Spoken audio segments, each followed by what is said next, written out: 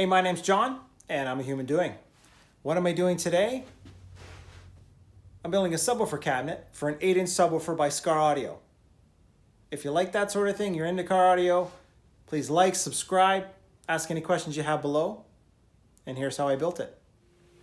All right, so let's get started. First thing is to rip down some sheets of MDF. I'm using 3/4 inch MDF here, and I'm going to be making strips that are 12 inches wide, and I'll be making strips that are 10.5 inches wide, and that gives me a 12 by 12 a finished size. The cabinet itself is 39 inches long.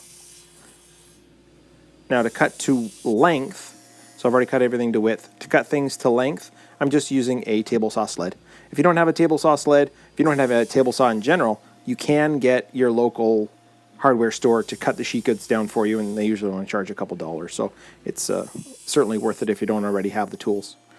So normally I cut all the big pieces first, and I save the small pieces like this for last. In this case here, I'm cutting the sort of the guide form, if you want to call it, for the flared port that I'll be building a little bit later.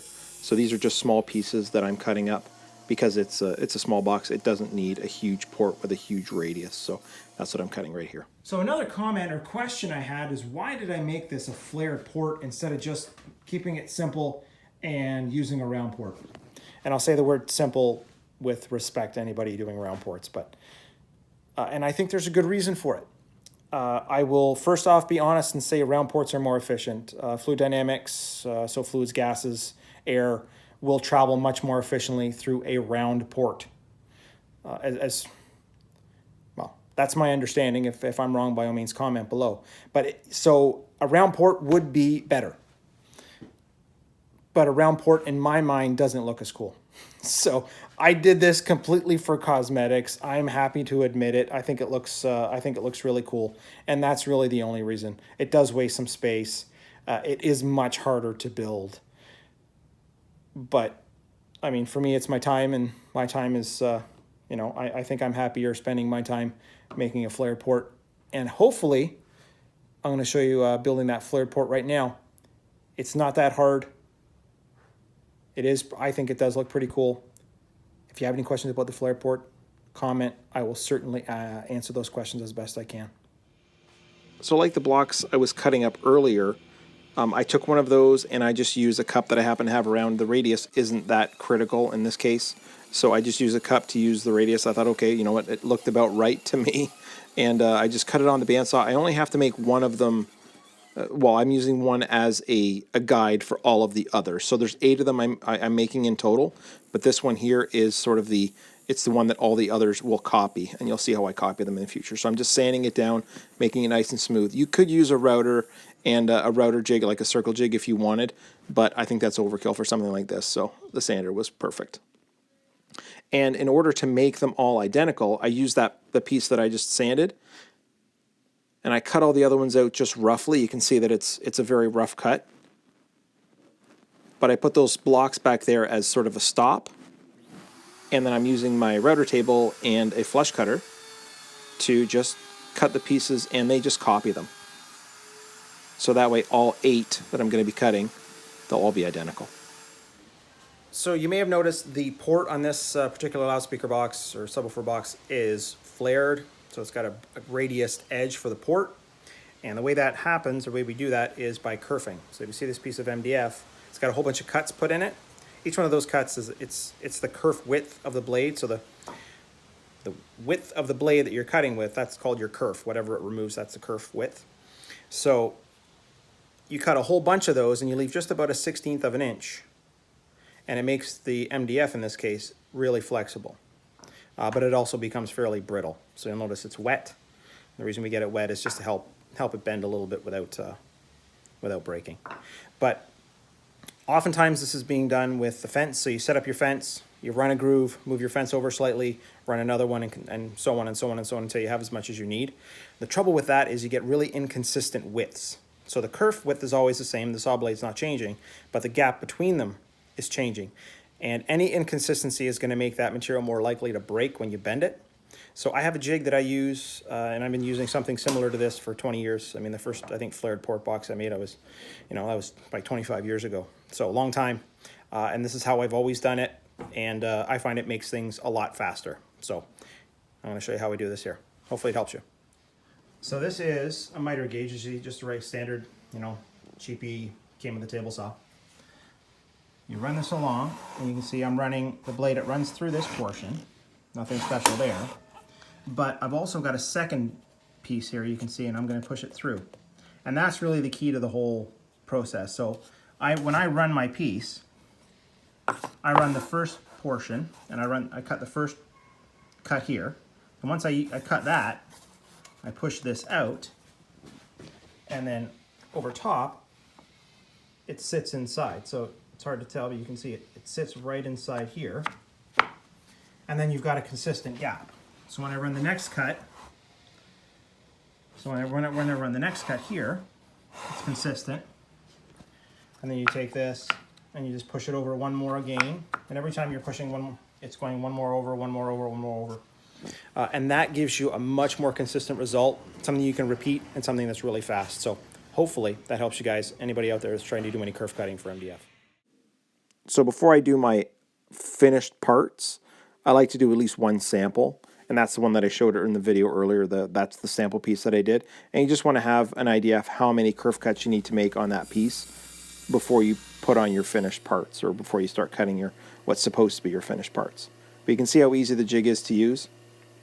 After you make your first cut, you push the guide out, and then you just pull your sled, or I guess push your miter gauge, through the board. I don't pull the board back through.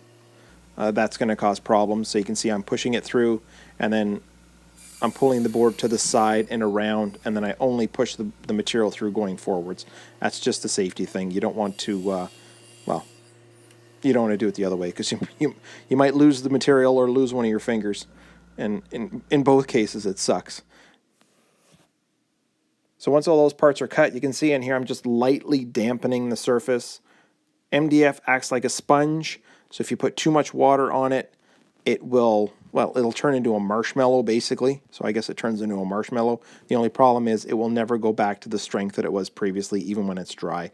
It'll just expand, and it'll be too soft to use, and it will also kind of deform. It won't be a nice, smooth shape. So the least amount of water you can possibly use. And I'm also not using a water-based glue. I'm using PL Premium in this case. You could use epoxy or anything else, but I make sure to push that down, so I'm trying to get as much glue into those cuts as I can. Now, it will squeeze out, but that's okay, because you just want to make sure you have enough in there. You want to make sure it's a good, strong joint when you're finished. So now it's time to use those rounded blocks we made earlier, and those are, again, they're the sort of the shape or the form that the vent is going to take, or the flared portion is going to take. So I just glue both of them onto either side. Again, there's 2 for each port, so 8 in total. And you're going to roll it on real slow. You don't want to roll this too fast, because you could crack the material, or you could break it. And there's a lot more suspense when you do it slowly too, so never a bad thing. So you want to put that on, and then you just tack a few more brad nails on just to hold it in place. And I'm using 1 1/4" brad nails. I could use 1 1/2". It's 3/4 inch material, but I wouldn't go on anything beyond 1 1/2 because it's just overkill. And the glue does all the holding for most of this anyway, so don't go nuts. Just clean off any excess.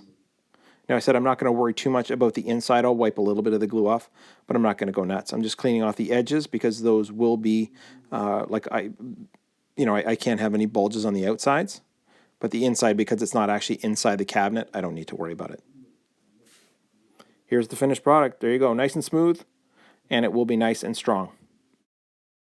So I did 4 of those in total, and while they're drying, I'm making the baffle for the cabinet. This is 10.5 by 10.5, and I'm using a router jig or a circle jig. And in this case here, I'm using a single flute cutter, a straight cutter. A single flute cutter just makes the dust particles larger, so you don't have to worry as much about breathing the stuff in. But 2 passes comes off. But one thing I'm doing here, that I'm just checking to make sure it fits, but also I'm removing material, because I don't want the back of the baffle. You can see it was proud on the subwoofer. It's sort of blocking some of that airflow behind it, where the spokes are in the basket. So I'm just putting a relief in a portion, or certain portions of those, so that there's as much airflow behind the subwoofer as possible. So you can see the difference here, just to give it that little bit of extra airflow. Now I'll quickly run through some of the assembly for this cabinet. It is a very simple loudspeaker box. Like I mentioned, it's just 12 by 12 exterior, and it's just butt joints. There's nothing really fancy here by any stretch of the imagination. You can see me putting the vent, one side of the vent, and I'll put the other one on momentarily. But this whole box was really just sort of a fun project. I named the box Shits and Giggles, so that's kind of what it was. Just, it's something to have a little bit of fun with. I mean, it's an 8-inch sub, and you know, we just wanted to fool around with what we could do with it. But one thing I will say, I did mention we're doing butt joints. Because we're doing butt joints, they're not really the strongest joints. They're probably the least strong of any joint. I mean, MDF does take the glue fairly well, but if you are going to make cabinets with butt joints, I would suggest you make, I call these squeak blocks because I used to make stairs for a stair company, but on the inside you can see they're just 45 pieces, just 45-degree pieces, and I put those in just to make the edges or the walls so that when they're assembled, it's a stronger joint. Here's a shot of sort of the finished vent assembly. Most of the vent is just held in with screws, and that's because it's adjustable. We're going to be checking the tuning afterwards, so I wanted to be able to take it out and put it back in and change things. But the first portion of the box, you can see me gluing it here together. Everything there, that is permanent, and hopefully that doesn't come apart. But all the other parts of the cabinet are sort of modular. That will allow us to do some tuning once we figure out what kind of car this is going to go in. I mean, I'm still hoping it's going to be a CRX, but we're not entirely sure. So I wanted to give it some kind of adjustability just until we're finished. Again, more brad nails. I mentioned 1.25 inch. You can use 1.5 inch. I know some people would probably use 2 inch, but 1.25 inch, 1.5 inch is more than enough. Again, the glue is going to do the majority of the holding for this, so really we're just trying to hold it in place until that glue dries. You know, have faith in the glue, because that's what it's for. I should also note that the design software that I use to design these cabinets is called Basebox Pro 6, and I've had that for years. It's worked well for me for that time frame, and I'm just very familiar with it, so that's what I use. The cabinet itself is 1.1 cubic feet after displacement, and the vent is tuned to 40 hertz, but it will tune all the way up to about 60 hertz depending on what we want. And you can see I'm rounding all the edges over. That's with an 1/8 inch round over bit, and I like to round all the edges over because the box is going to be handled a lot, and I have Palmolive soft hands, and I'd like to keep them that way. And here you go, the final cabinet, well, semi-final cabinet.